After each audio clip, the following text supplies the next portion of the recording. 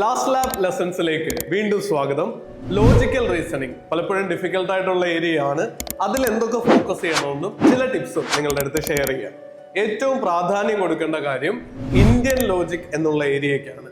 കഴിഞ്ഞ പല ഷിഫ്റ്റുകളും നിങ്ങൾ പരിഗണിച്ചാൽ കാണാം, ഇൻഡെപ്ത് ക്വസ്റ്റ്യൻസും റിപ്പീറ്റഡ് ആയിട്ടുള്ള ചോദ്യങ്ങളും ആ മേഖലയിൽ നിന്ന് കാണാം. പ്രീവിയസ് ഇയർ ക്വസ്റ്റ്യൻസ് അനലൈസ് ചെയ്യുക, ഈ ടോപ്പിക്കുകളുടെ ഷോർട്ട് നോട്ടുകൾ എഴുതി പോവുക, അത് റിവിഷനിലേക്ക് കൊണ്ടുപോകുക. അതോടൊപ്പം തന്നെ അസേർഷൻ റീസൺ ടൈപ്പ് ക്വസ്റ്റ്യൻസും നമ്മുടെ ചോദ്യ പേപ്പറുകൾ കണ്ടുവരാറുണ്ട്.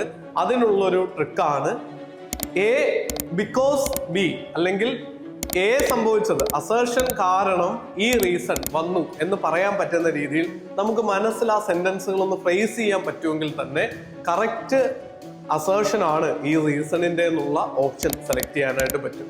അല്ലെങ്കിൽ കുറച്ചുകൂടി എളുപ്പത്തിൽ പറഞ്ഞാൽ ഈ രണ്ട് സ്റ്റേറ്റ്മെന്റുകളും തമ്മിൽ ഒരു ബന്ധമുള്ള സ്റ്റേറ്റ്മെന്റുകളാണെങ്കിൽ പൊതുവെ assertion is the right explanation of the reason എന്നുള്ള ഓപ്ഷനിലേക്ക് എത്തിച്ചേരാൻ സാധിക്കും.